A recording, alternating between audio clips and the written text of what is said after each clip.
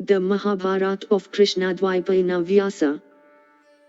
Translated into English prose from the original Sanskrit text by Pratap Chandra Roy C.I.E. This free ebook has been downloaded from holybooks.com. Parva. Section 129, Sambhava Parva continued. Vasampayana said, meanwhile the Kauravas and the Pandavas, after having thus sported there, set out, without Bhima, for Hastinapura, some on horses, some on elephants, while others preferred cars and other conveyances. And on their way they said to one another, perhaps, Bhima hath gone before us. And the wicked Duryodhan was glad at heart to miss Bhima, and entered the city with his brothers in joy. The virtuous Yudhishthira, himself unacquainted with vice and wickedness, regarded others to be as honest as himself. The eldest son Pritha, filled with fraternal love, going unto his mother, said, after making obeisance to her, O mother, hath Bhima come? O good mother, I don't find him here. Where can he have gone? We long sought for him everywhere in the gardens and the beautiful woods, but found him nowhere. At length, we thought that the heroic Bhima preceded us all. O illustrious dame, we come hither in great anxiety. Arrived here, where hath he gone? Have you sent him anywhere? O tell me, I am full of doubts respecting the mighty Bhima. He had been asleep and hath not come. I conclude he is no more. Hearing these words of the highly intelligent Yudhishthira, Kunti shrieked in alarm, and said, Dear son, I have not seen Bhima. He did not come to me or return in haste, and with your brothers seek for him. Having said this in affliction to her eldest son, she summoned Vidura, and said, O illustrious Ekatri, Bhimsena is missing. Where has he gone? The other brothers have all come back from the gardens, only Bhima of mighty arms does not come home.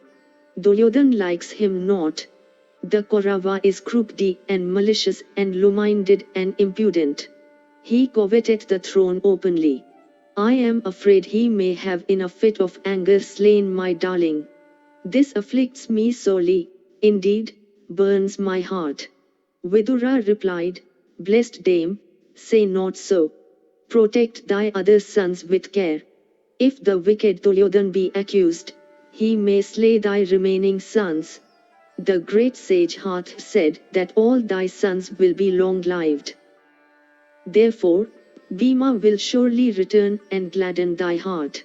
Vasampayana continued, the wise Vidura, having said this unto Kunti, returned to his abode, while Kunti, in great anxiety, continued to stay at home with her children. Meanwhile, Bhimsena awaked from that slumber on the 8th day, and felt himself strong beyond measure in consequence of the nectar he had taken having been all digested. Seeing him awake, the Nagas began to console and cheer him, saying, O thou of mighty arms, the strength-giving liquor thou hast drunk will give thee the might of 10,000 elephants. No one now will be able to vanquish thee in fight. O bull of Kuru's race, do thou bathe in this holy and auspicious water and return home. Thy brothers are disconsolate because of thee. Then Bhima purified himself with a bath in those waters, and decked in white robes and flowery garlands of the same hue, ate of the permanna, rice and sugar pudding, offered to him by the Nagas. Then that oppressor of all foes, decked in celestial ornaments, received the adorations and blessings of the snakes, and saluting them in return, rose from the nether region. Bearing up the lotus-eyed Pandav from under the waters, the Nagas placed him in the self-same gardens wherein he had been sporting, and vanished in his very sight. The mighty Bhimsena, arrived on the surface of the earth, ran with speed to his mother, and bowing down unto her and his eldest brother, and smelling the heads of his younger brothers, that oppressor of all foes was himself embraced by his mother and every one of those bulls among men, affectionate unto one another, they all repeatedly exclaimed, "What is our joy today, oh, what joy!" Then Bhima, endued with great strength and prowess, related to his brothers everything about the villainy of Duryodhan, and the lucky and unlucky incidents that had befallen him in the world of the serpents. Thereupon Yudhisthira said, "Do thou observe silence on this. Do not speak of this to any one. From this day, protect ye all another with care." Thus cautioned by the righteous Yudhisthira, they all, with Yudhisthira himself, became very vigilant from that day. And in order that negligence might occur on the part of the sons of Kunti, Vidura continually offered them sage advice.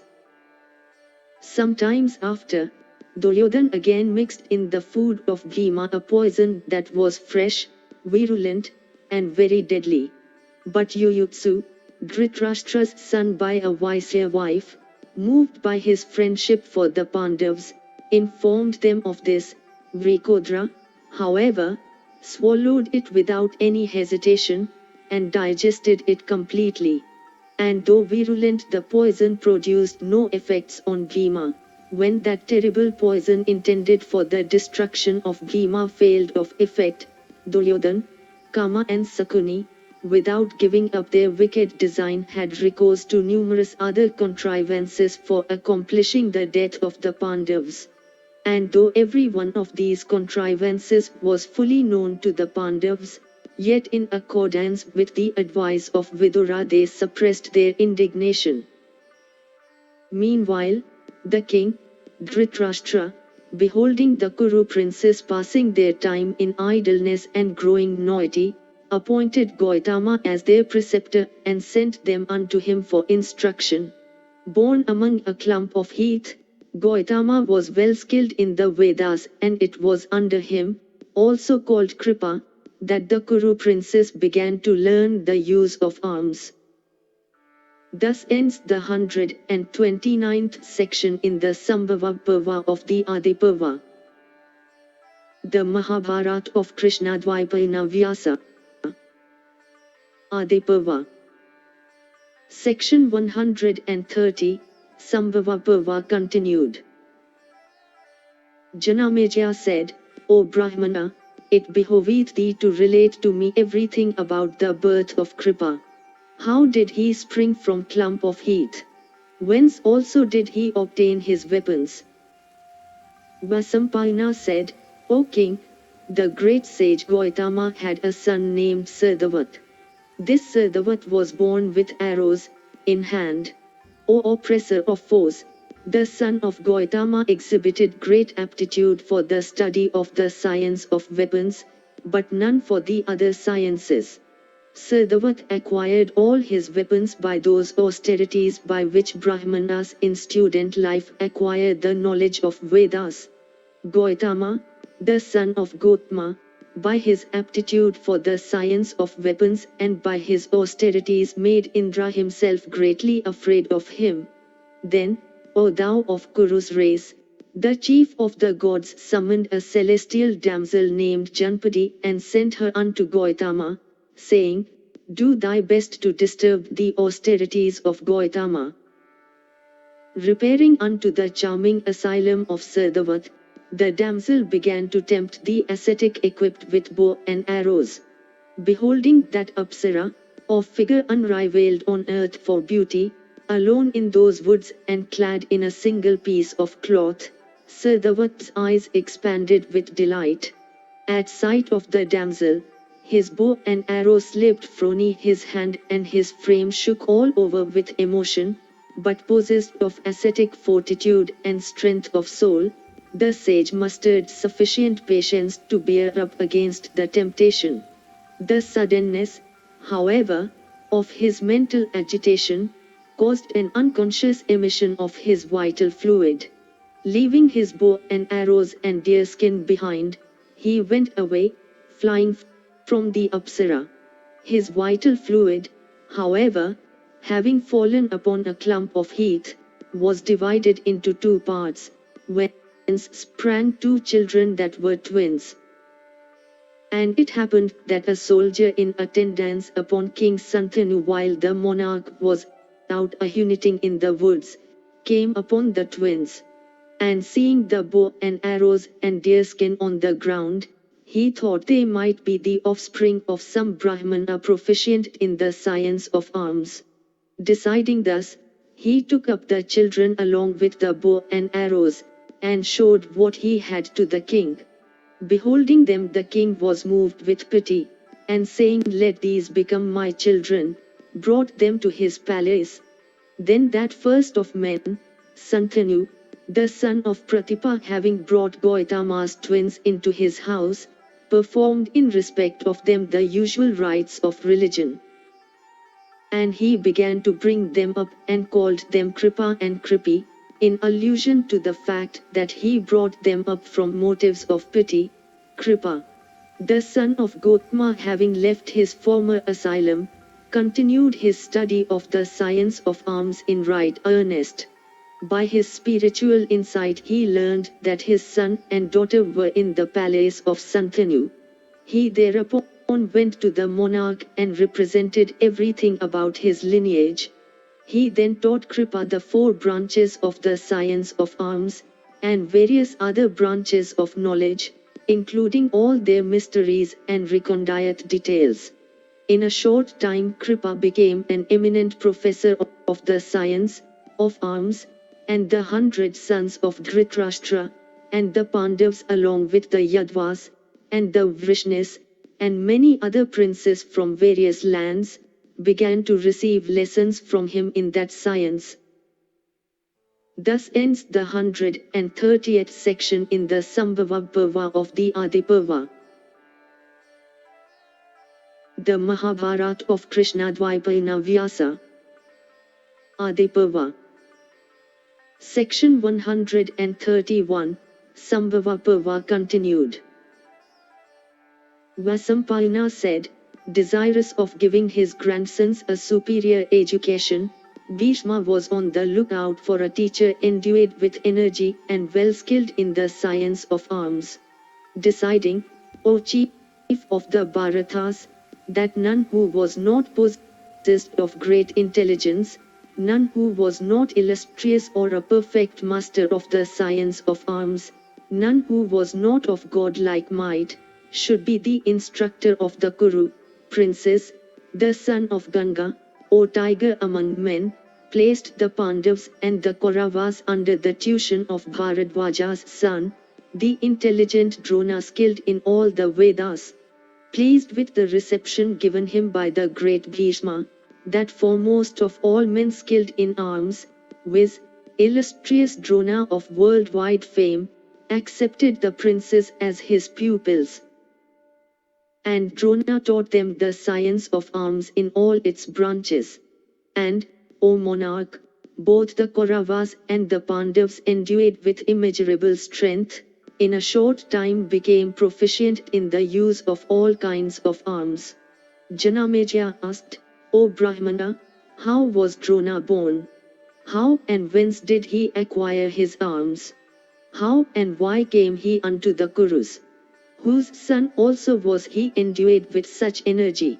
Again, how was born his son Aswatthama, the foremost of all skilled in arms? I wish to hear all this. Please recite them in detail.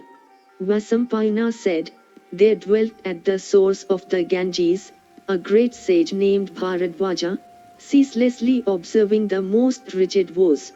One day, of old, intending to celebrate the Agnihotra sacrifice, he went along with many great rishis to the Ganges to perform his ablutions. Arrived at the bank of the stream, he saw Bharitachi herself, that Apsara endued with youth and beauty, who had gone there a little before. With an expression of pride in her countenance, mixed with a voluptuous languor of attitude, the damsel rose from the water after her ablutions were over, and as she was gently treading on the bank, her attire which was loose became disordered. Seeing her attire disordered, the sage was smitten with burning desire. The next moment his vital fluid came out, in consequence of the violence of his emotion. The rishi immediately held it in a vessel called a drona. Then, O king, drona sprang from the fluid thus preserved in that vessel by the wise Bharadvaja. And the child thus born studied all the Vedas and their branches. Before now Bharadvaja of great prowess and the foremost of those possessing a knowledge of arms, had communicated to the illustrious Agnivesai a knowledge of the weapon called Agneya. O foremost one of Bharata's race, the Rishi, Agnivesa, sprung from fire now communicated the knowledge of that great weapon to Drona the son of his preceptor. There was a king named Prishata who was a great friend of Bharadvaja. About this time Prishata had a son born unto him, named Drupda. And that bull among Kshatriyas, viz. Drupda the son of Prishata, used every day to come to the hermitage of Bharadvaja to play with Drona and study in his company. O monarch, when Prishata was dead, this Drupda of mighty arms became the king of the northern Panchalas. About this time the illustrious Bharadvaja also ascended to heaven. Drona, continuing to reside in his father's hermitage, devoted himself to ascetic austerities. Having become well versed in the Vedas and their branches and having burned also all his sins by asceticism, the celebrated Drona, obedient to the injunctions of his father and moved by the desire of offspring, married Kripi, the daughter of Sardavat, and the daughter of Gautama, ever engaged in virtuous acts and the Agnihotra, and the austerest of penances, obtained a son named Aswathaman. And as soon as Aswathaman was born, he neighed like the celestial steed Uchaisravas. Hearing that cry, an invisible being in the skies said, "The voice of this child hath like the neighing of a horse, been audible all around. The child shall, therefore, be known by the name of Aswathaman, the horse-voiced." The son of Bharadvaja, Drona, was exceedingly glad at having obtained that child. Continuing to reside in that hermitage, he devoted himself to the study of the science of arms. O king, it was about this time that Drona heard that the illustrious Brahmana Jamdagnya, that slayer of foes, that foremost one among all wielders of weapons, versed in all kinds of knowledge, had expressed a desire of giving away all his wealth to Brahmanas. Having heard of Rama's knowledge of arms and of his celestial weapons also, Drona set his heart upon them as also upon the knowledge of morality that Rama possessed. Then Drona of mighty arms, endued with high ascetic virtues, accompanied by disciples who were all devoted to vows and ascetic austerities, set out for the Mahendra mountains. Arrived at Mahendra, the son of Bharadvaja, possessed of high ascetic merit, beheld the son of Bhrigu, the exterminator of all foes, endued with great patience and with mind under complete control. Then, approaching WJTH his disciples, that scion of the Bhrigu race, Drona, giving him his name, told him of his birth in the line of Angiras. And touching the ground with his head, he worshipped Rama's feet. And beholding the illustrious son of Jamdagni intent upon retiring into the woods after having given away all his wealth, Drona said, "Know me to have sprung from Bharadvaja, but not in any woman's womb. I am a Brahmana of high birth, Drona by name, come to thee with the desire of obtaining thy wealth." On hearing him, that illustrious grinder of the Kshatriya race replied, "Thou art welcome, O best of regenerate ones. Tell me what thou desirest." Thus addressed by Rama, The son of Bharadvaja replied unto that foremost of all smithers desirous of giving away the whole of his wealth, O thou of multifarious woes, I am a candidate for thy eternal wealth. O thou of ascetic wealth, returned Rama, my gold and whatever other wealth I had, have all been given away unto Brahmanas. This earth also, to the verge of the sea, decked with towns and cities, as with a garland of flowers, I have given unto Kasyapa. I have now my body only and my various valuable weapons left. I am prepared to give either my body or my weapons. Say, which thou wouldst have. I would give it thee. Say quickly. Drona answered, O son of Bhrigu, it behoveth thee to give me all thy weapons together with the mysteries of hurling and recalling them. Saying, so be it, the son of Bhrigu gave away all his weapons unto Drona, indeed, the whole science of arms with its rules and mysteries. Accepting them all, and thinking himself amply rewarded, that best of Brahmanas then, glad at heart, set out, for the city of his friend Drupta. Thus ends the 131st section in the Sambhava Parva of the Adi Parva. The Mahabharata of Krishna-Dwaipayana Vyasa. Adi Parva. Section 132, Sambhava Parva continued.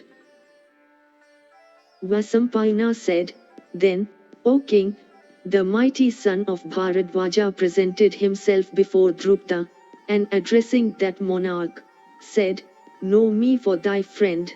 Thus addressed by his friend, the son of Bharadvaja, with a joyous heart, the lord of the Panchalas was ill able to bear that speech.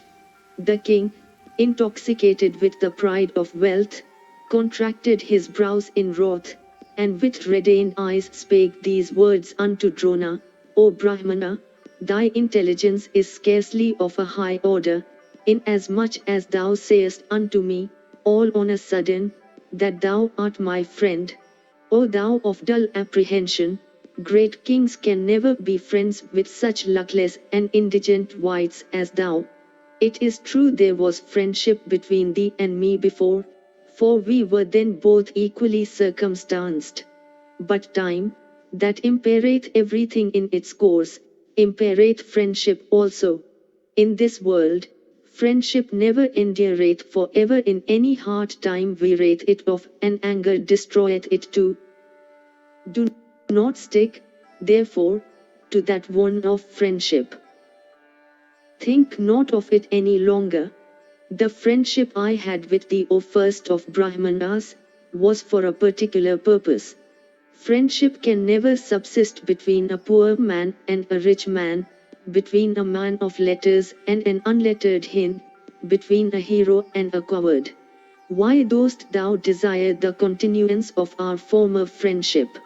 There may be friendship or hostility between persons equally situated as to wealth or might. The indigent and the affluent can neither be friends nor quarrel with each other. One of impure birth can never be a friend to one of pure birth. One who is not a cow warrior can never be friend to one who is so, and one who is not a king never have a king for his friend. Therefore, why dost thou desire the continuance of our former friendship? Vasampayana continued, thus addressed by Drupta, the mighty son of Bharadvaja became filled with wrath, and reflecting for a moment, made up his mind as to his course of action. Seeing the insolence of the Panchala king, he wished to check it effectually. Hastily leaving the Panchala capital, Drona bent his steps towards the capital of the Kurus, named after the elephant. Thus ends the 132nd section in the Sambhava Parva of the Adi Parva. The Mahabharata of Krishna-Dwaipayana Vyasa. Adi Parva. Section 133, Sambhava Parva continued. Vasampayana said, arrived at Hastinapura, that best of Brahmanas, the son of Bharadvaja, continued to live privately in the house of Gautama, Kripa. His mighty son, Aswatthama, at intervals of Kripa's teaching, used to give the sons of Kunti lessons in the use of arms. But as yet none knew of Aswatthama's prowess. Drona had thus lived privately for some times in the house of Kripa when one day the heroic princes, all in a company, came out of Hastinapura. And coming out of the city, they began to play with a ball and roam about in gladness of heart. And it so happened that the ball with which they had been playing fell into a well. And thereupon the princes strove their best to recover it from the well. But all the efforts the princes made to recover it proved futile. They then began to eye one another bashfully, and not knowing how to recover it, their anxiety became great. Just at this time they beheld a Brahmana near enough unto them, of darkish hue, decrepit and lean, sanctified by the performance of the Agnihotra, and who had finished his daily rites of worship. And beholding that illustrious Brahmana, the princes who had despaired of success surrounded him immediately. Drona, for that Brahmana was no other, seeing the princes unsuccessful, and conscious of his own skill, smiled a little, and addressing them said, "Shame on your Kshatriya might, and shame also on your skill in arms. You have been born in the race of Bharata. How is it that ye cannot recover the ball from the bottom of this well? If ye promise me a dinner today, I will, with these blades of grass, bring up not only the ball ye have lost but this ring also that I now throw down." Thus saying, Drona, that oppressor of foes, taking off his ring, threw it down into the dry well. Then Yudhishthira, the son of Kunti, addressing Drona, said, "O Brahmana, thou askest for a trifle. Do thou with Kripa's permission, obtain of us that which would last thee for life." Thus addressed, Drona with smiles replied unto the Bharata princes, saying, "This handful of long grass I would invest, by my mantras, with the virtue of weapons.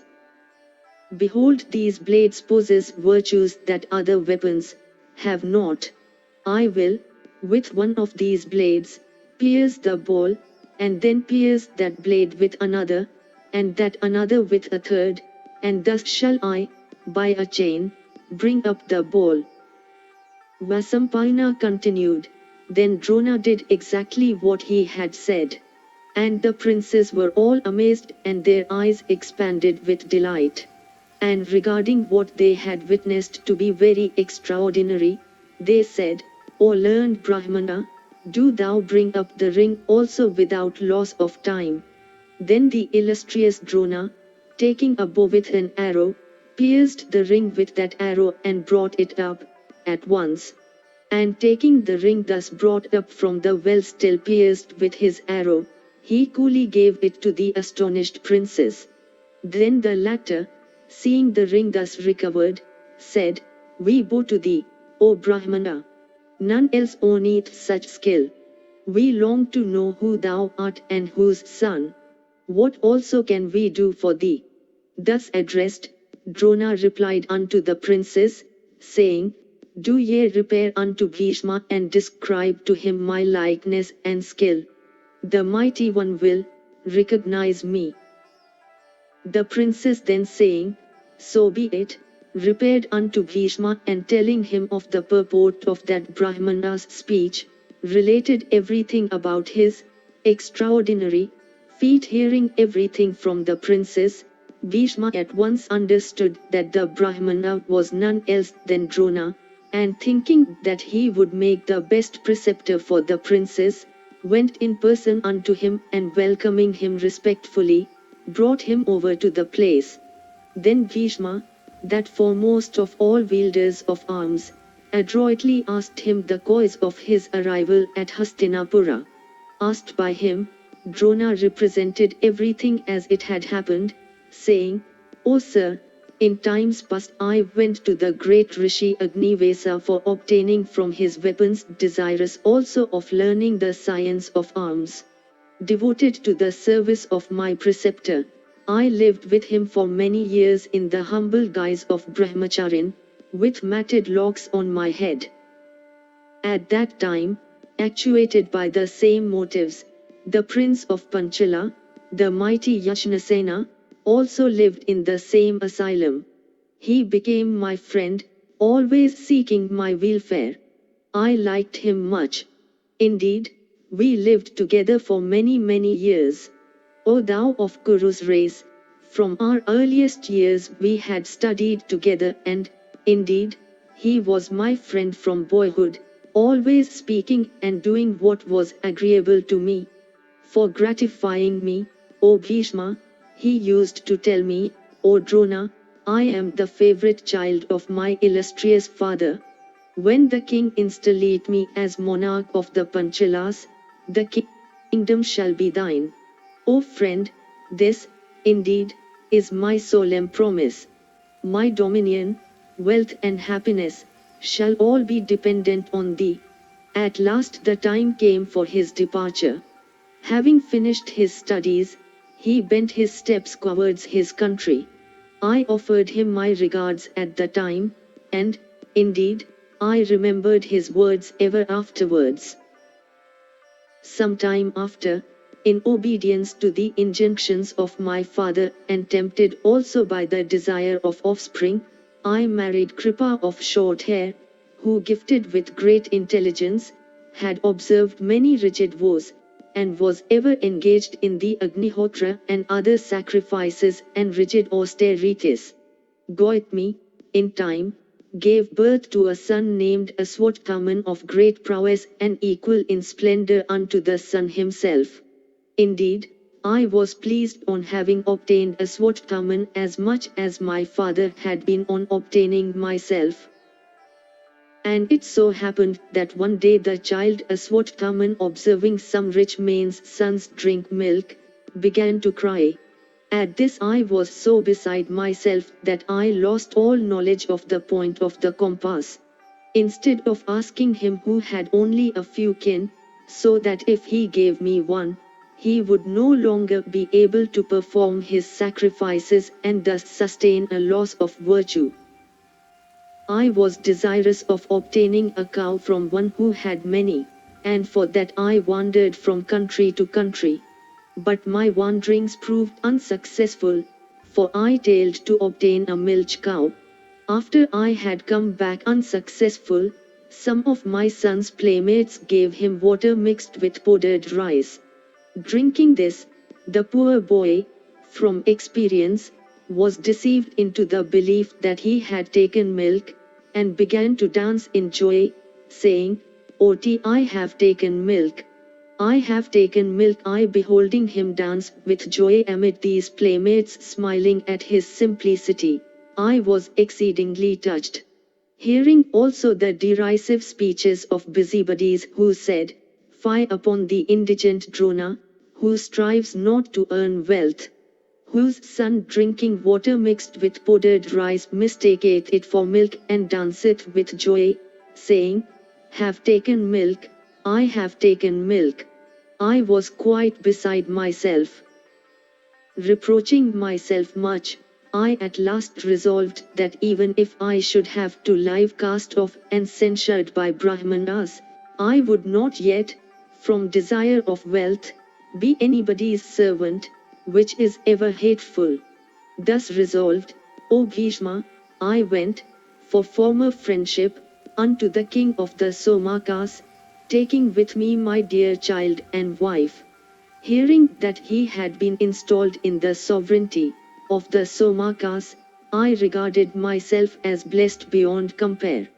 Joyfully I went unto that dear friend of mine seated on throne, remembering my former friendship with him and also his own words to me. And, O illustrious one, approaching Drupda, I said, "O tiger among men, know me for thy friend." Saying this, I approached him confidently as a friend should. But Drupda, laughing in derision, cast me off as if I were a vulgar fellow.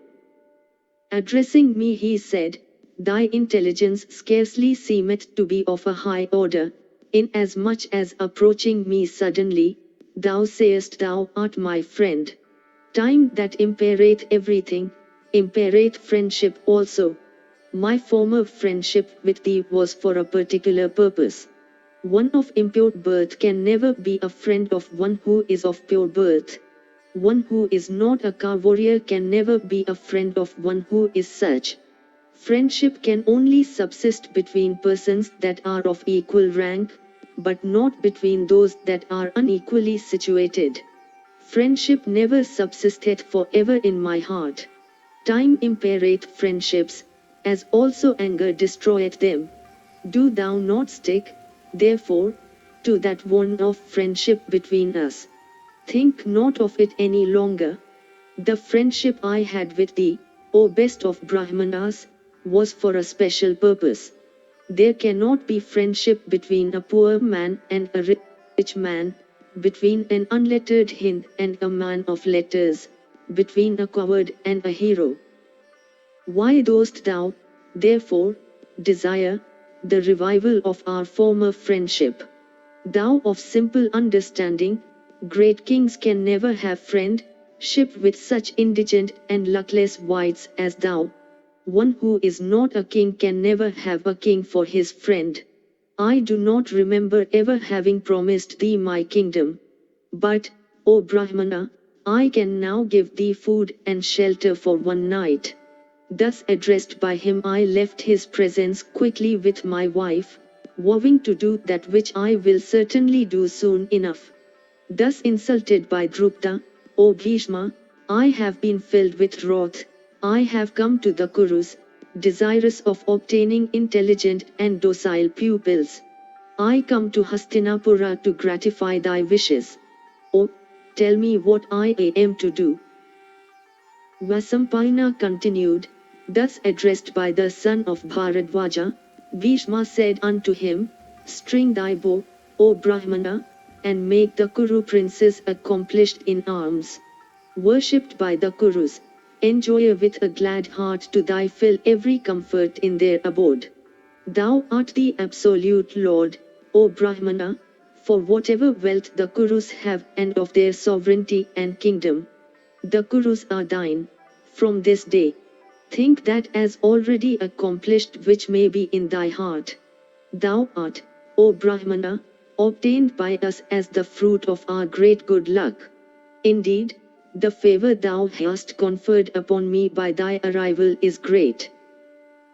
Thus ends the 133rd section in the Sambhava Parva of the Adi Parva. The Mahabharata of Krishna-Dwaipayana Vyasa. Adi Parva. Section 134, Sambhava Parva continued.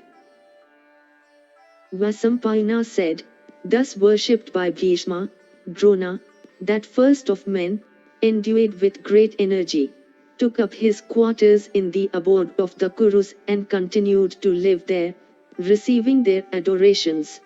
After he had rested a while, Bhishma, taking with him his grandsons, the Kaurava princes, gave them unto him his pupils, making at the same time many valuable presents. And the mighty one, Bhishma, also joyfully gave unto the son of Bharadvaja a house that was tidy and neat and well filled with paddy and every kind of wealth.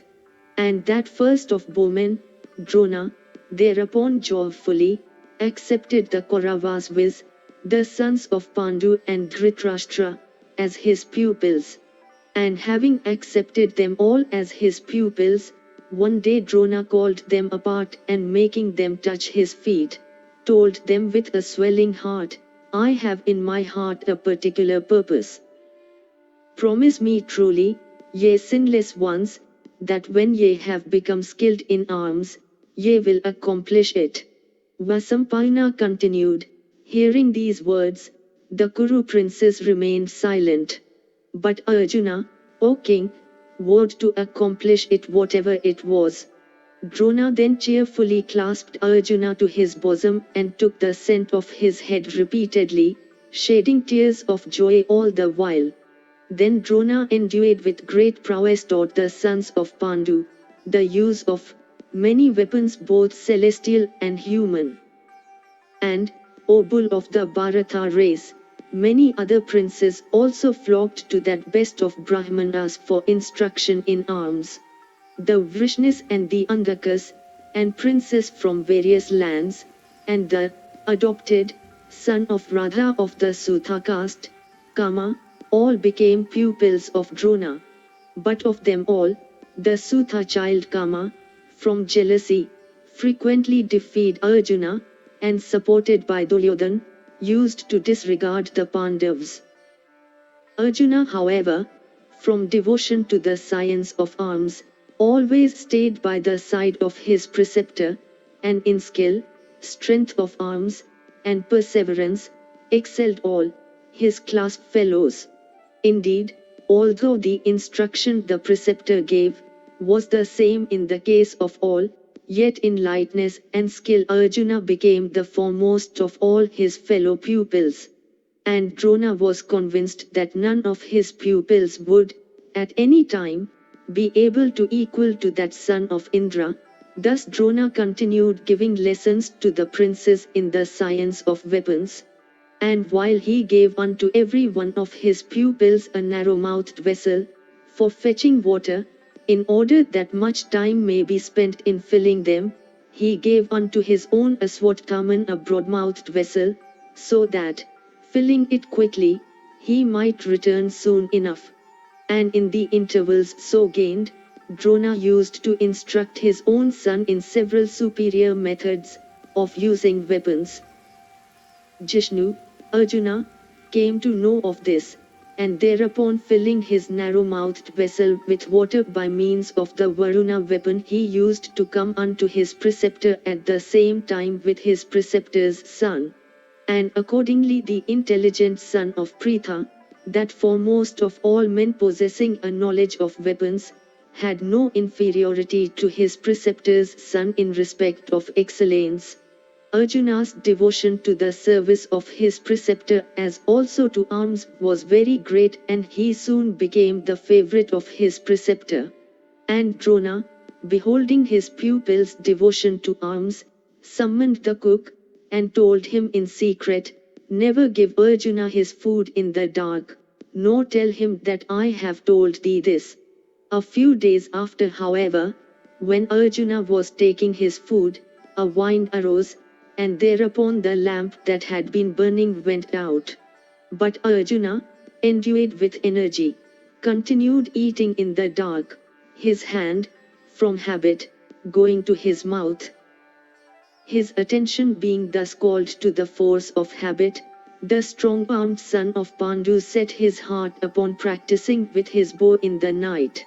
And, O Bharata, Drona, hearing the twang of his bowstring in the night, came to him, and clasping him, said, "Truly do I tell thee that I shall do that unto thee by which there shall not be a bowman equal to thee in this world."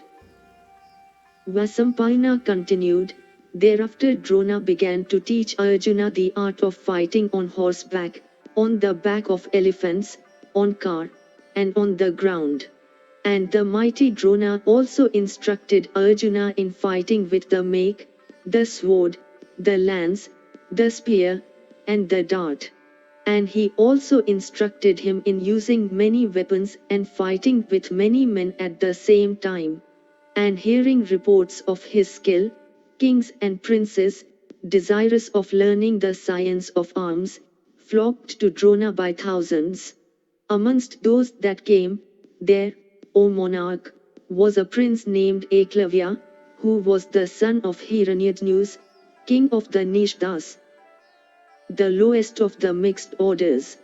Drona, however, cognizant of all rules of morality, accepted not the prince as his pupil in archery, seeing that he was a Nishda who might, in time, excel all his high-born pupils.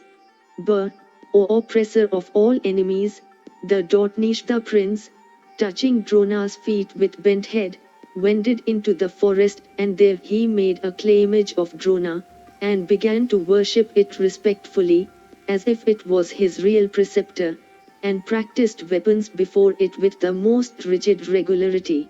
In consequence of his exceptional reverence for his preceptor and his devotion to his purpose, all the three processes of fixing arrows on the bowstring, aiming, and letting off became very easy for him. And one day, O grinder of foes, the Kuru and the Pandav princes, with Drona's leave, set out in their cars on a hunting excursion. A servant, O king, followed the party at leisure, with the usual implements and a dog. Having come to the woods, they wandered about, intent on the purpose they had in view. Meanwhile, the dog also, in wandering alone in the wood, came upon the Nishda prince, Eklavya. And beholding the Nishda of dark hue, of body besmeared with filth, dressed in black and bearing matted locks on head, the dog began to bark aloud. Thereupon the Nishda prince, desirous of exhibiting his lightness of hand, sent 7 arrows into its mouth, before it could shut it. The dog, thus pierced with 7 arrows, came back to the Pandavas. Those heroes, who beheld that sight, were filled with wonder, and, ashamed of their own skill, began to praise the lightness of hand and precision of aim by oracular precision, exhibited by the unknown archer. And they thereupon began to seek in those woods for the unknown dweller therein that had shown such skill. And, O king, the Pandavas soon found out the object of their search, ceaselessly discharging arrows from the bow, and beholding that man of grim visage, who was totally a stranger to them, they asked, "Who art thou and whose son?" Thus questioned, the man replied, "Ye heroes, I am the son of Hiranyadnyus, king of the Nishdas. Know me also for a pupil of Drona, laboring for the mastery of the art of arms." Vasampayana continued, the Pandavas then, having made themselves acquainted with everything connected with him, returned to the city, and going unto Drona, told him of that wonderful feat of archery which they had witnessed in the woods.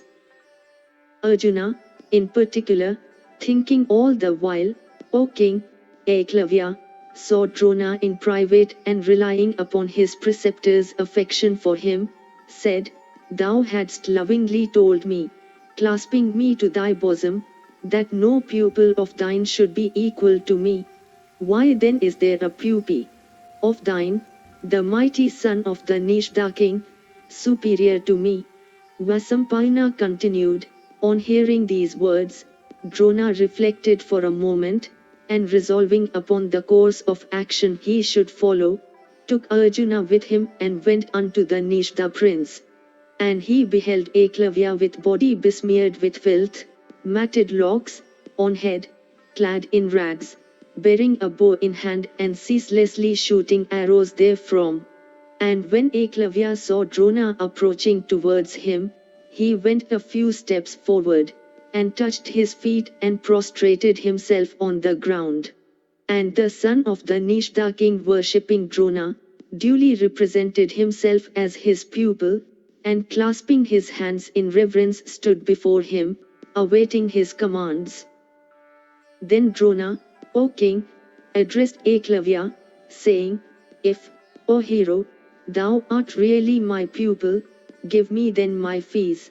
On hearing these words, Eklavya was very much gratified and said in reply, "O illustrious preceptor, what shall I give?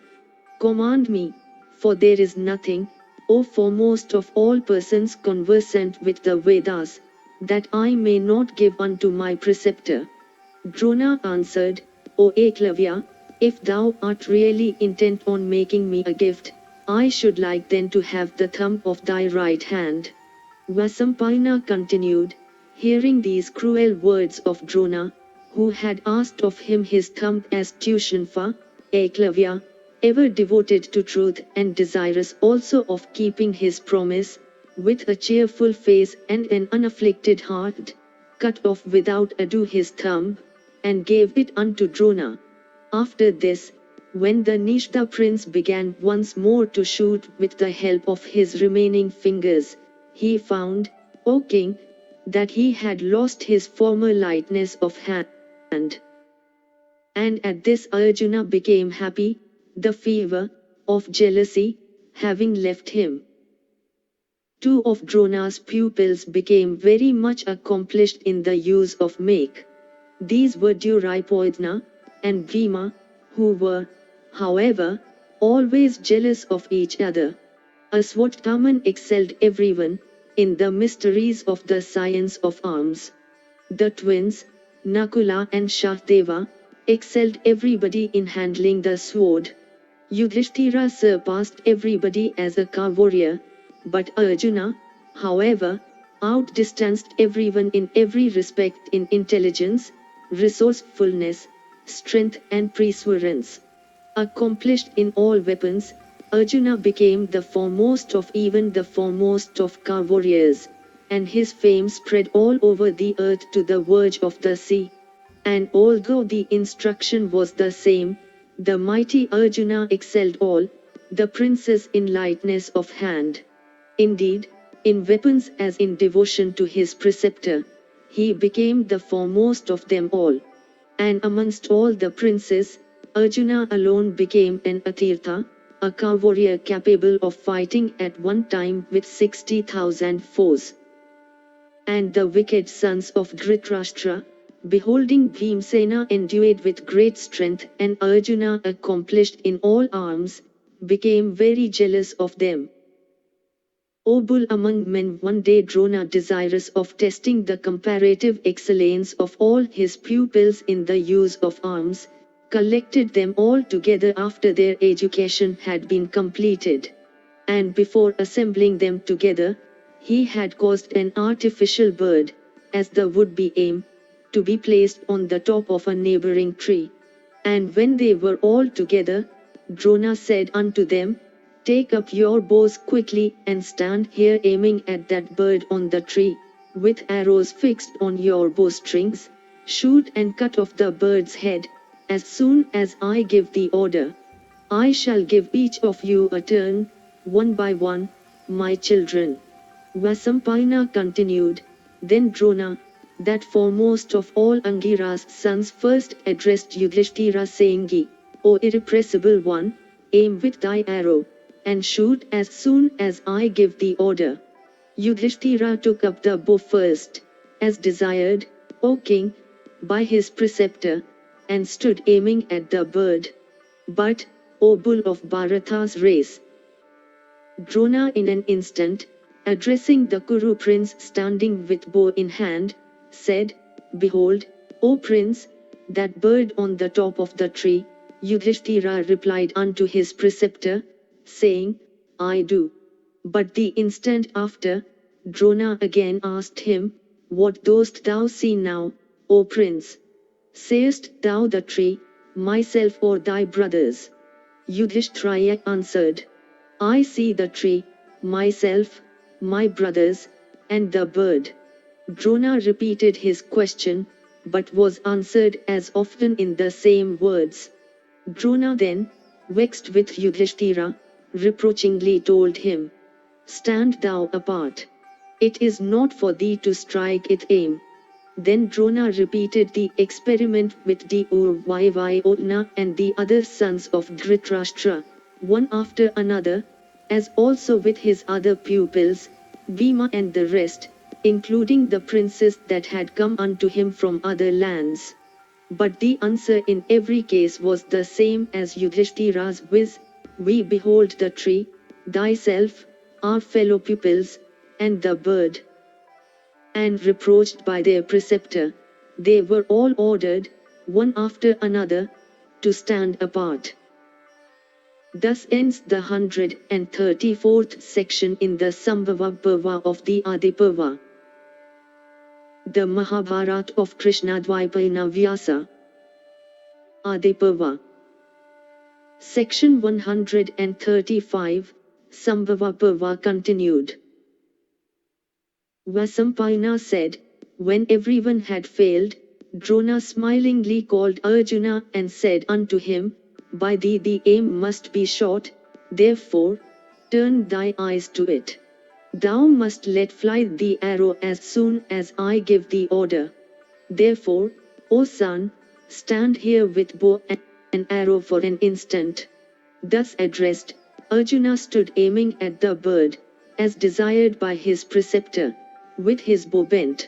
An instant after Drona asked him as in the case of others, sayest thou, O Arjuna, the bird there, the tree, and myself? Arjuna replied, I see the bird only, but not the tree, or thyself. Then the irrepressible Drona, well pleased with Arjuna, the instant after, again said unto that mighty warrior amongst the Pandavas, if thou sayest the vulture, then describe it to me. Arjuna said, I see only the head of the vulture, not its body. At these words of Arjuna, the hair on Drona's body stood on end from delight. He then said to Parth, shoot. And the latter instantly let fly his arrow, and with his sharp shaft speedily struck off the head of the vulture on the tree and brought it down to the ground. No sooner was the deed done than Drona clasped Falguna to his bosom and thought Drupda with his friends had already been vanquished in fight. Some time after, O bull of Bharata's race, Drona, accompanied by all of his pupils, went to the bank of the Ganga to bathe in that sacred stream. And when Drona had plunged into the stream, a strong alligator, sent as it were by death himself, seized him by the thigh. And though himself quite capable, Drona in a seeming hurry asked his pupil to rescue him. And he said, Oh, kill this monster and rescue me. Contemporaneously with this speech, Vibhatsu, Arjuna, struck the monster within the water with 5 sharp arrows irresistible in their course, while the other pupils stood confounded, each at his place. Beholding Arjuna's readiness, Drona considered him to be the foremost of all his pupils, and became highly pleased. The monster, in the meantime cut into pieces by the arrows of Arjuna, released the thigh of illustrious Drona and gave up the ghost. The son of Bharadvaja then addressed the illustrious and mighty warrior Arjuna and said, accept, O thou of mighty arms, this very superior and irresistible weapon called Brahmasya with the methods of hurling and recalling it. Thou must not, however, ever use it against any human foe, for if hurled at any foe endued with inferior energy, it might burn the whole universe. It is said, O child, that this weapon hath not appear in the 3 worlds. Keep it, therefore, with great care, and listen to what I say. If ever, O hero, any foe, not human, contendeth against thee, thou mayst then employ it against him for compassing his death in battle. Pledging himself to do what he was bid, Vibhatsu then, with joined hands, received that great weapon. The preceptor then, addressing him again, said, none else in this world will ever become a superior bowman to thee. Vanquished thou shalt never be by any foe, and thy achievements will be great. Thus ends the 135th section in the Sambhava Parva of the Adi Parva. The Mahabharata of Krishna-Dwaipayana Vyasa. Adi Parva. Section 136, Sambhava Parva continued. Vasampayana said, O thou of Bharata's race, beholding the sons of Dhritarashtra and Pandu accomplished in arms, Drona, O monarch, addressed King Dhritarashtra, in the presence of Kripa, Somadityavalhika, the wise son of Ganga, Bhishma, Vyasa, and Vidura, and said, O best of Kuru's kings, thy children have completed their education. With thy permission, O king, let them now show their proficiency. Hearing him, the king said with a gladdened heart, O best of Brahmanas, thou hast, indeed, accomplished a great deed. Command me thyself as to the place and the time where and when and the manner also in which the trial may be held. Grief arising from my own blindness maketh me envy those who, blessed with sight, will behold my children's prowess in arms. O Kshatri, Vidura, do all that Drona saith. O thou devoted to virtue, I think there is nothing that can be more agreeable to me. Then Vidura, giving the necessary assurance to the king, went out to do what he was bid. And Drona, endued with great wisdom, then measured out a piece of land that was void of trees and thickets and furnished with wells and springs. And upon the spot of land so measured out, Drona, that first of eloquent men, selecting a lunar day when the star ascendant was auspicious, offered up sacrifice unto the gods in the presence of the citizens assembled by proclamation to witness the same. And then, O bull among men, the artificers of the king built thereon a large and elegant stage according to the rules laid down in the scriptures, and it was furnished with all kinds of weapons. They also built another elegant hall for the lady spectators. And the citizens constructed many platforms, while the wealthier of them pitched many spacious and high tents all around.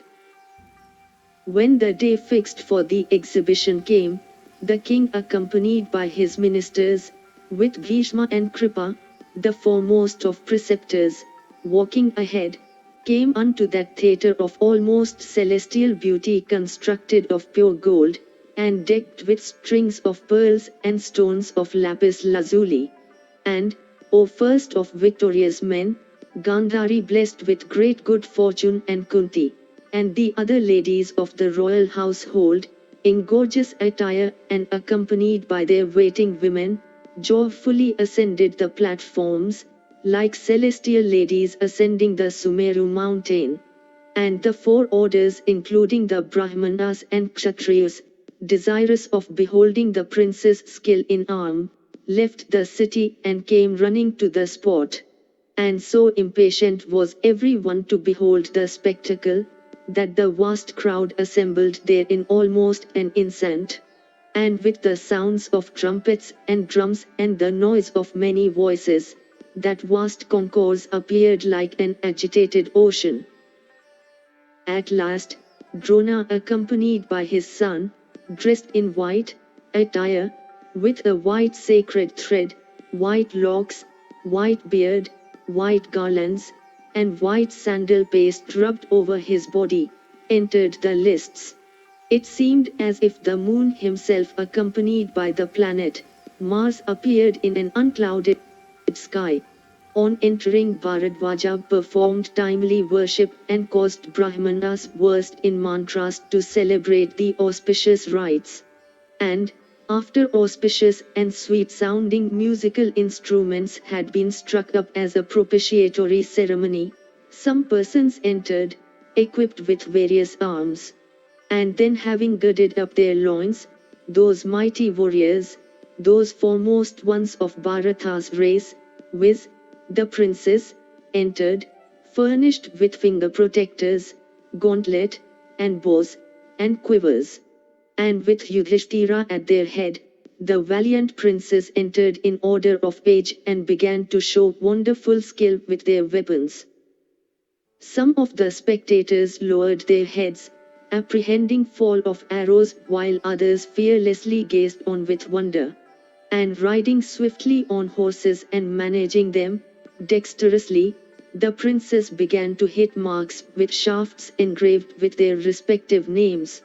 And seeing the prowess of the princes armed with bows and arrows, the spectators thought that they were beholding the city of the Kandavas, became filled with amazement.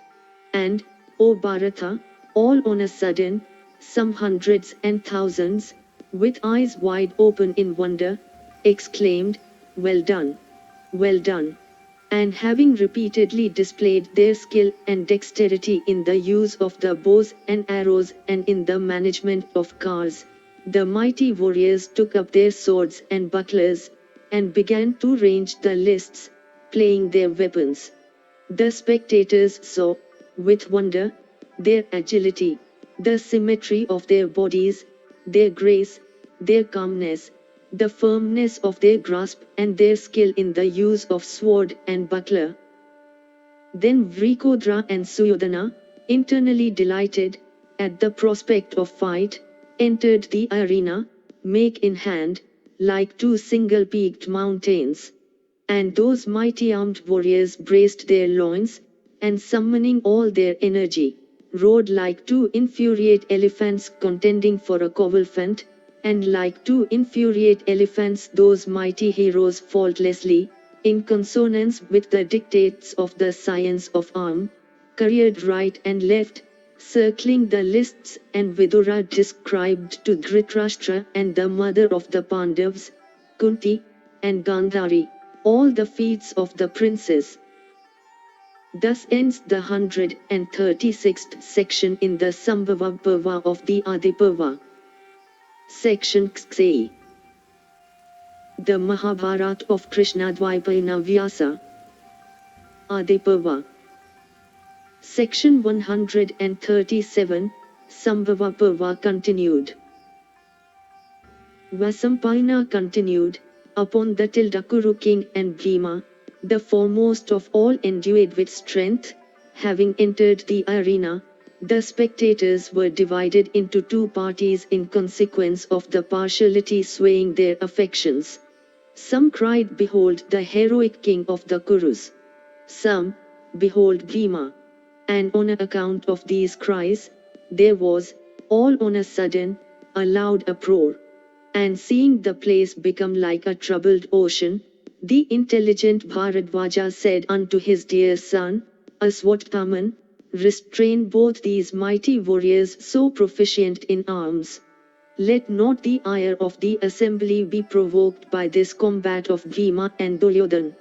Vasampayana continued, then the son of the preceptor of the princes restrained those combatants with their misses uplifted and resembling two swollen oceans agitated by the winds that blow at the universal dissolution.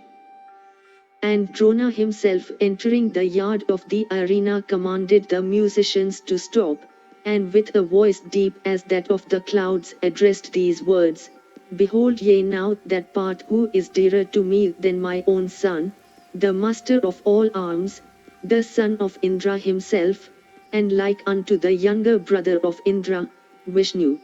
And having performed the propitiatory rites, the youthful Guna, equipped with the finger protector, gauntlet, and his quiver full of shafts and bow in hand, donning his golden mail, appeared in the lists even like an evening cloud reflecting the rays of the setting sun and illumined by the hues of the rainbow and flashes of lightning. On seeing Arjuna, the whole assembly were delighted and conches began to be blown all around with other musical instruments. And there arose a great uproar in consequence of the spectres exclaiming, This is the graceful son of Kunti. This is the middle, third, Pandav. This is the son of the mighty Indra. This is the protector of the Kurus. This is the foremost of those versed in arms. This is the foremost of all cherishers of virtue. This is the foremost of well-conducted persons, the great repository of the knowledge of manners. At those exclamations, the tears of Kunti, mixing with the milk of her breast, wetted her bosom. And his ears being filled with that uproar, that first of men, Dhritarashtra, asked Vidura in delight, O Kshatri, what is this great uproar for, like unto that of the troubled ocean, arising all on a sudden and rending the very heavens? Vidura replied, O mighty monarch, the son of Pandu and Pritha Falguna, clad in mail hath entered the lists. And hence this uproar. Dhritarashtra said, O thou of soul so great, by the three fires sprung from Pritha who is even like the sacred fuel, I have, indeed, been blessed, favored and protected. Vasampayana continued, when the spectators, excited with delight, had somewhat regained their equanimity, Vibhatsu began to display before his lightness in the use of weapons. By the Agnsaya weapon, he created fire, and by the Varuna weapon he created water, by the Vayavya weapon, he created air, and by the Payanya weapon he created clouds. And by the Bhoma weapon, he created land, and by the Paruetya weapon, he brought mountains into being. By the Antadana weapon all these were made to disappear. Now the beloved of his preceptor, Arjuna, appeared tall and now short, now he was seen on the yoke of his car, and now on the car itself, and the next moment he was on the ground. And the hero, favored by his practiced dexterity, hit with his various butts some tender, some fine and some of thick composition.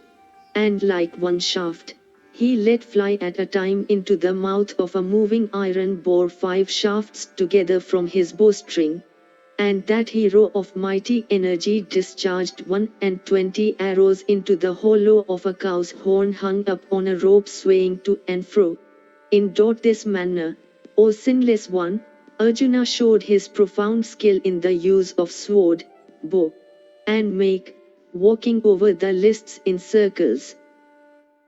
And, O Bharata, when the exhibition had well nigh ended, the excitement of the spectators had cooled, and the sounds of instruments had died out, there was heard proceeding from the gate, the slapping of arms, betokening might and strength, and even like unto the roar of the thunder. And O king, as soon as this sound was heard, the assembled multitude instantly thought, are the mountains splitting, or is the earth itself rending asunder, or is the welkin resounding with the roar of gathering clouds? And then all the spectators turned their eyes towards the gate, and Drona stood, surrounded by the 5 brothers, the sons of Pritha, and looked like the moon in conjunction with the 5-starred constellation Hasta. And Duryodhana, that slayer of foes, stood up in haste and was surrounded by his century of haughty brothers with Aswatthama amongst them. And that prince, make in hand, thus surrounded by this 100 brothers with uplifted weapons, appeared like Purandara in days of yore, encircled by the celestial host on the occasion of the battle with the Danvas. Thus ends the 137th section in the Sambhava Parva of the Adiparva. The Mahabharata of Krishna-Dwaipayana Vyasa. Adiparva. Section 138, Sambhava Parva continued. Vasampayana continued, when the spectators, with eyes expanded with wonder, made way for that subjugator of hostile cities, Kama, that hero with his natural male and face brightened with earrings, took up his bow and girded on his sword, and then entered the spacious lists, like a walking cliff. That far-famed destroyer of hostile hosts, the large-eyed, Kama, was born of Pritha in her maidenhood. He was a portion of the hot-beamed sun, and his energy and prowess were like unto those of the lion, or the bull, or the leader of a herd of elephants. In splendor he resembled the sun, in loveliness the moon, and in energy the fire. Begotten by the sun himself, he was tall in stature like a golden palm tree, and, endued with the vigor of youth, he was capable of slaying a lion. Handsome in features, he was possessed of countless accomplishments. The mighty armed warrior, eyeing all around the arena, bowed indifferently to Drona and Kripa. And the entire assembly, motionless and with steadfast gaze, thought, who is he? and they became agitated in their curiosity to know the warrior. And that foremost of eloquent men, the offspring of the sun, in a voice deep as that of the clouds, addressed his unknown brother, the son of the subduer of the Asura, Paka, Indra, saying, O Parth, I shall perform feats before this gazing multitude, excelling all thou hast performed. Beholding them, thou shalt be amazed. And, O thou best of those blessed with speech, he had hardly had done when the spectators stood up all at once, uplifted by some instrument as it were. And, O tiger among men, Duryodhan was filled with delight, while Vibhatsu was instantly all abashment and anger.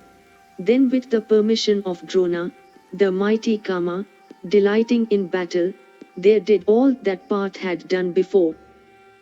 And, O Bharata, Duryodhana with his brothers thereupon embraced Kama in joy and then addressed him saying, Welcome, O mighty armed warrior. I have obtained thee by good fortune, O polite one. Live thou as thou pleasest, and command myself and the kingdom of the Kurus. Kama replied, When thou hast said it, I regard it as already accomplished. I only long for thy friendship. And, O Lord, my wish is even for a single combat with Arjuna. Duryodhana said, Do thou with me enjoy the good things of life.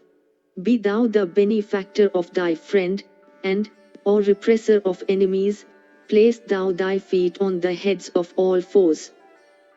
Vasampayana continued, Arjuna, after this deeming himself disgraced, said unto Kama stationed amidst the brothers like unto a cliff, that path which the unwelcome intruder and the uninvited talker commit to, shall be thine, O Kama, for thou shalt be slain by me. Kama replied, This arena is meant for all, not for thee alone, O Falguna. They are kings who are superior in energy, and verily the Kshatriya regardeth might and might alone. What need of altercation which is the exercise of the weak? O Bharata, speak then in arrows until with arrows I strike off thy head today before the preceptor himself. Vasampayana continued, hastily embraced by his brothers. Parth then, that subduer of hostile cities, with the permission of Drona, advanced for the combat. On the other side, Kama, having been embraced by Duryodhana with his brothers, taking up his bow and arrows, stood ready for the fight. Then the firmament became enveloped in clouds emitting flashes of lightning, and the colored bow of Indra appeared shading its effulgent rays. And the clouds seemed to laugh in consequence of rows of white cranes that were then on the wing. And seeing Indra thus viewing the arena from affection for his son, the sun too dispersed the clouds from over his own offspring. And Falguna remained deep hid under cover of the clouds, while Kama remained visible, being surrounded by the rays of the sun. And the son of Dhritarashtra stood by Kama, and Bharadvaja and Kripa and Bhishma remained with Parth. And the assembly was divided, as also the female spectators. And knowing the state of things, Kunti the daughter of Bhoja, swooned away. And by the help of female attendants, Vidura, versed in the lore of all duties, revived the insensible Kunti by sprinkling sandal paste and water on her person. On being restored to consciousness, Kunti, seeing her two sons clad in mail, was seized with fear, but she could do nothing to protect them. And beholding both the warriors with bows strung in their hands, the son of Sardavat, viz. Kripa, knowing all duties and cognizant of the rules regulating duels, addressed Kama, saying, This Pandav, who is the youngest son of Kunti, belongeth to the Kauravas race, he will engage in combat with thee. But, O mighty armed one, thou too must tell us thy lineage and the names of thy father and mother and the royal line of which thou art the ornament. Learning all this, Parth will fight with thee or not, as he will think fit. Sons of kings never fight with men of inglorious lineage. Vasampayana continued, thus addressed by Kripa, Kama's countenance became like unto a lotus pale and torn with the pelting showers in the rainy season. Duryodhana said, O preceptor, verily the scriptures have it that three classes of persons can lay claim to royalty, viz. Persons of the blood royal, heroes, and lastly, those that lead armies. If Falguna is unwilling to fight with one who is not a king, I will install Kama as king of Anga. Vasampayana said. At that very moment, seated on a golden seat, with parched paddy and with flowers and water pots and much gold, the mighty warrior Kama was installed king by Brahmanas versed in mantras, and the royal umbrella was held over his head, while yak-tails waved around that redoubted the hero of graceful mien. And the cheers having ceased, King Kama said unto the Kaurava Duryodhana, O tiger among monarchs, what shall I give unto thee that may compare with thy gift of a kingdom? O king, I will do all thou biddest. And Suyodhana said unto him, I eagerly wish for thy friendship. Thus spoken to Kama replied, Be it so. And they embraced each other in joy, and experienced great happiness. Thus ends the 138th section in the Sambhava Parva of the Adi Parva. The Mahabharata of Krishna-Dwaipayana Vyasa. Adi Parva. Section 139, Sambhava Parva continued. Vasampayana said, after this, with his sheet loosely hanging down, Adhirtha entered the lists, perspiring arid trembling, and supporting himself on a staff.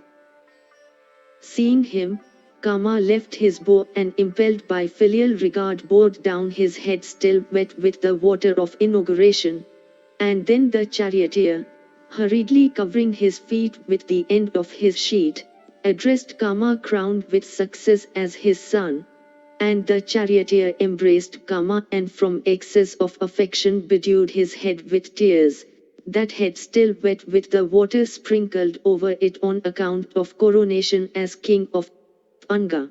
Seeing the charioteer, the Pandav Bhimsena took Kama for a charioteer's son, and said by way of ridicule, O son of a charioteer, thou dost not deserve death in right at the hands of Pacha.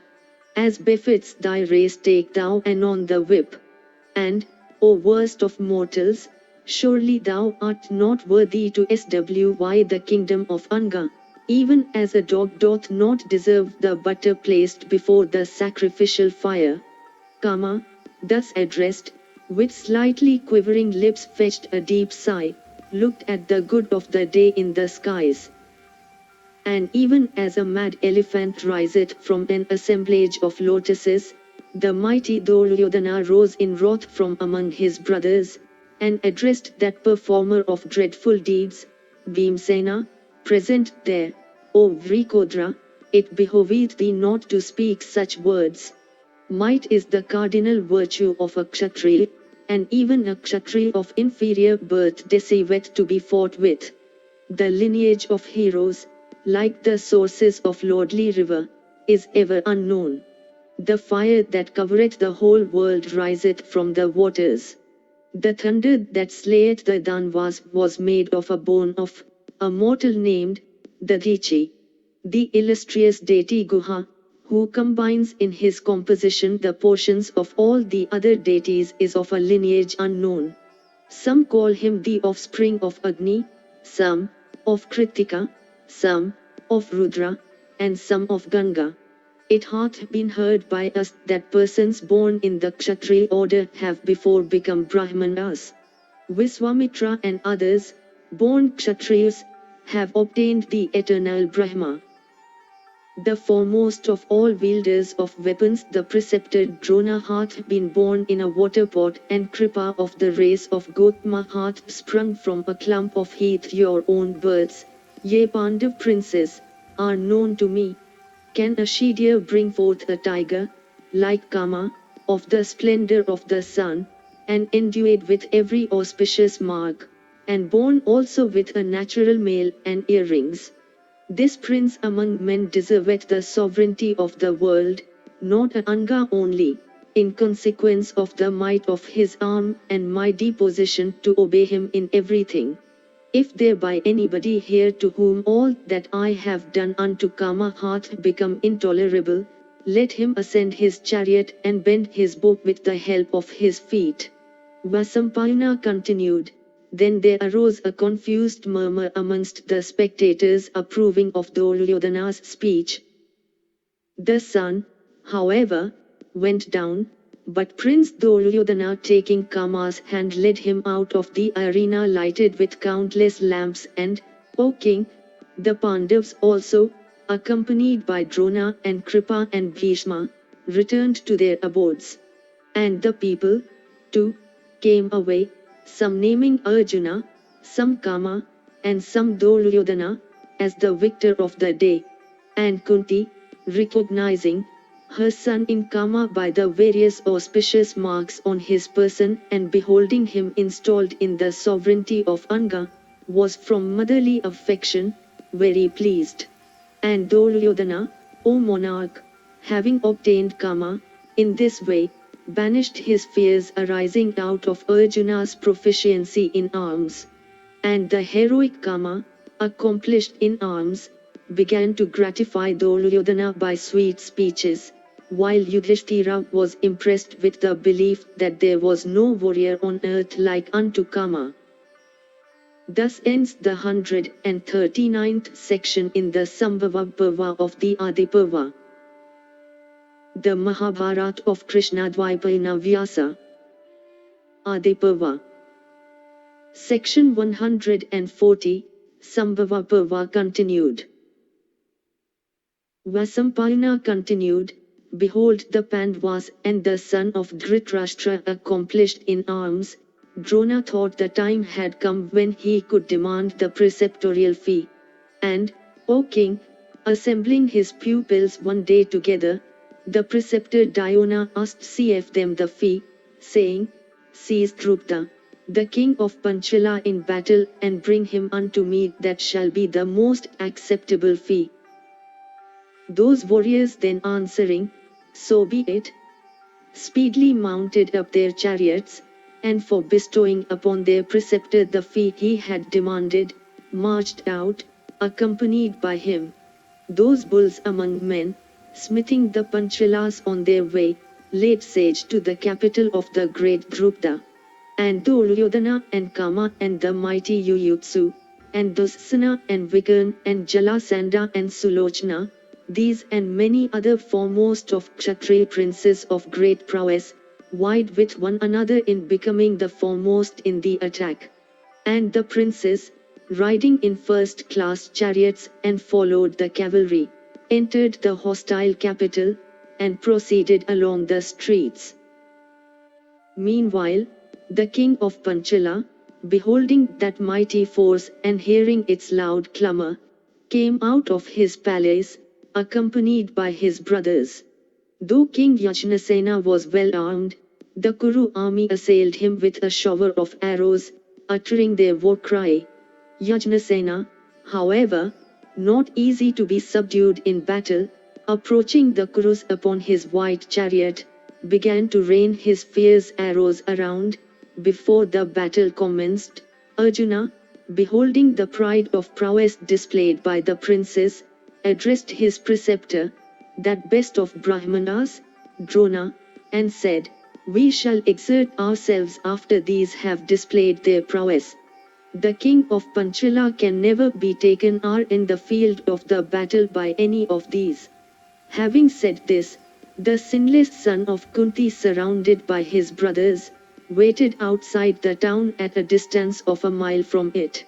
Meanwhile Drupta, beholding the Kuru host, rushed forward and pouring a fierce shower of arrows around, terribly afflicted the Kuru ranks.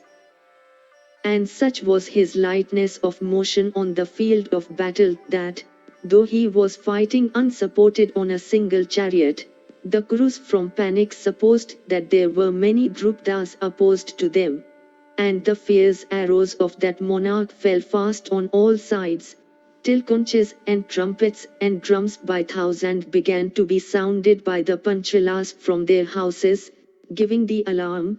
Then there arose from the mighty Panchala host a roar terrible as that of the lion, while the twang of their bowstrings seemed to rend the very heavens. Then Duryodhana and Vikarna, Suva and Dirgalochna and Dasasana becoming furious, began to shower their arrows upon the enemy. But the mighty bowman Prishata's son, invincible in battle, though very much pierced with the arrows of the enemy, instantly began, O Bharata, to afflict the hostile ranks with greater vigor. And careering over the field of battle like a fiery wheel, King Drupda with his arrows smote Duryodhana and Vikarna and even the mighty Kama and many other heroic princes and numberless warriors, and slaked their thirst for battle. Then all the citizens showered upon the Kurus various missiles like clouds showering raindrops upon the earth. Young and old, they all rushed to battle, assailing the Kurus with vigor. The Kauravas then, O Bharata, beholding the battle become frightful, broke and fled wailing towards the Pandavas. The Pandavas, hearing the terrible wail of the beaten host, reverentially saluted Drona and ascended their chariots. Then Arjuna, hastily bidding Yudhishthira not to engage in the fight, rushed forward, appointing the sons of Madri, Nakula and Sahdeva, the protectors of his chariot wheels, while Bhimsena, ever fighting in the van, make in hand, ran ahead.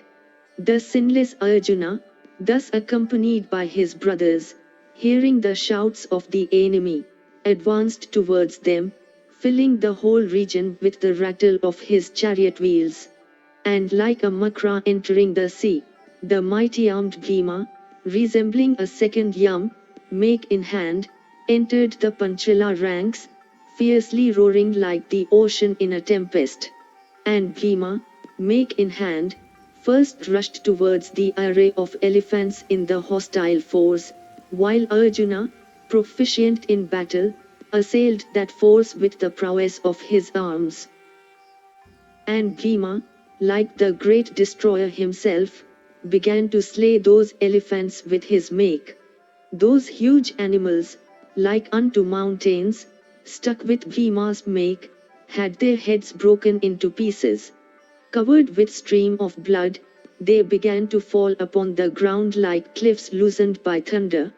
And the Pandavas prostrated on the ground elephants and horses and cars by thousands, and slew many foot soldiers and many car warriors.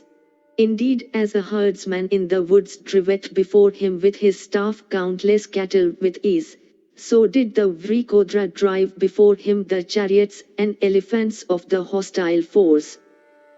Meanwhile Falguna, impelled by the desire of doing good unto Bharadwaja's son, assailed the son Prishata with a shower of arrows and felled him from the elephant on which he was seated. And, O monarch, Arjuna, like unto the terrible fire that consumeth all things at the end of the Yugati, began to prostrate on the ground horses and cars and elephants by thousands. The Panchalas and the Shrinjayas, on the other hand, thus assailed by the Pandav, met him with a perfect shower of weapons of various kinds. And they sent up a loud shout and fought desperately with Arjuna. The battle became furious and terrible to behold. Hearing the enemy's shouts, the son of Indra was filled with wrath and assailing the hostile host with a thick shower of arrows, rushed towards it furiously, afflicting it with renewed vigor. They who observed the illustrious Arjuna at that time could not mark any interval between his fixing the arrows on the bowstring and letting them off. Loud were the shouts that rose there, mingled with cheers of approval.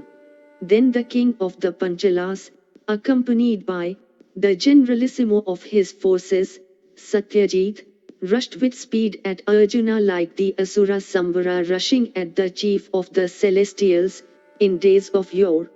Then Arjuna covered the king of Panchala with a shower of arrows. Then there arose a frightful uproar among the Panchala host like unto the roar of a mighty lion springing at the leader of a herd of elephants. And beholding Arjuna rushing at the king of Panchala to seize him, Satyajit a great prowess rushed at him. And the two warriors, like unto Indra and the Asura Virochana's son, Vali, approaching each other for combat, began to grind each other's ranks. Then Arjuna with great force pierced Satyajit with 10 keen shafts, at which feat the spectators were all amazed. But Satyajit, without losing any time, assailed Arjuna with 100 shafts. Then that mighty car warrior, Arjuna, endued with remarkable lightness of motion, thus covered by that shower of arrows, rubbed his bowstring to increase the force and velocity of his shafts.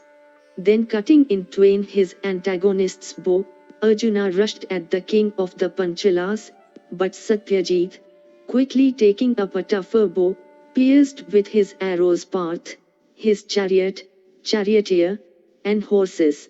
Arjuna, thus assailed in battle by the Panchala warrior, forgave not his foe. Eager to slay him at once, he pierced with a number of arrows his antagonist's horses, flags, bow, clenched, left, first, charioteer, and the attendant at his back. Then Satyajit, finding his bows repeatedly cut in twain and his horses slain as often, desisted from the fight. The king of the Panchalas, beholding his general thus discomfited in the encounter, himself began to shower his arrows upon the Pandav prince.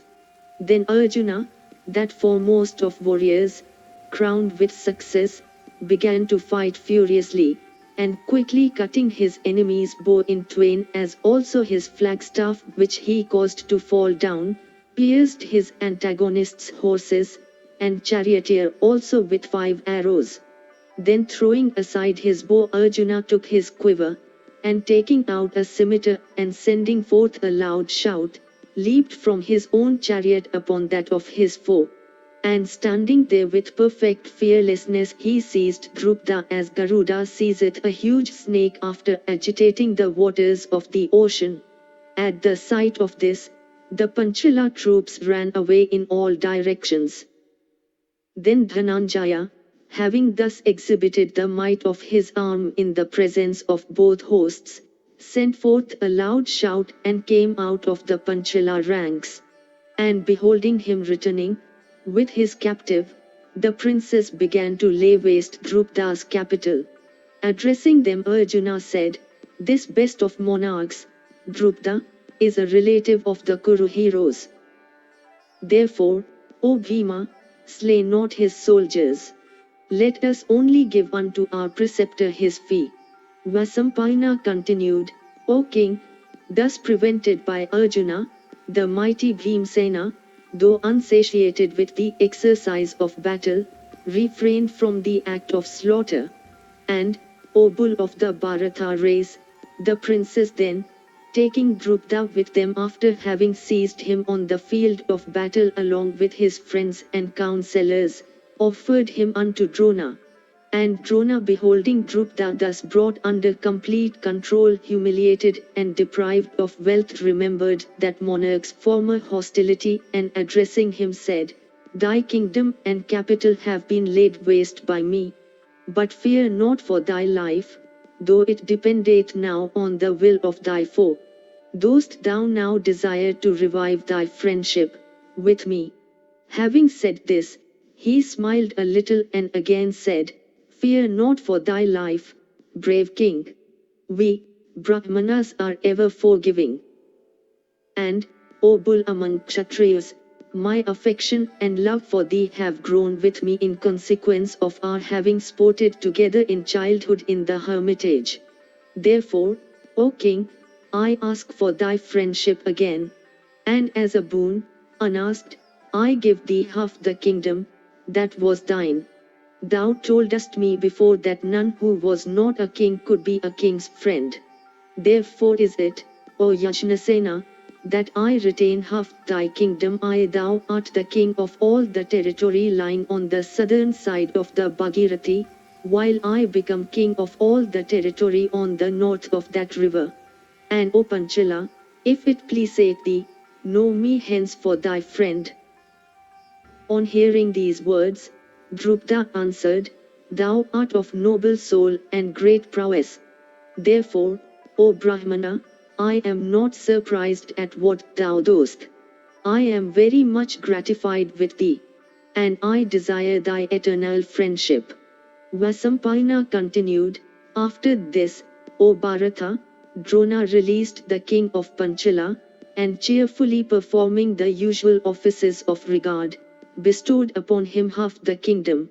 Thenceforth Drupta began to reside sorrowfully in the city of Kampilya within the province of Makandi on the banks of the Ganga, filled with many towns and cities.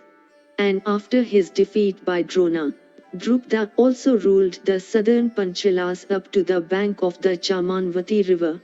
And Drupta from that day was well convinced that he could not, by Kshatriya might alone, defeat Drona, being very much his inferior in Brahma, spiritual power, and he, therefore, began to wander over the whole earth to find out the means of obtaining a son, who would subjugate his Brahmana foe.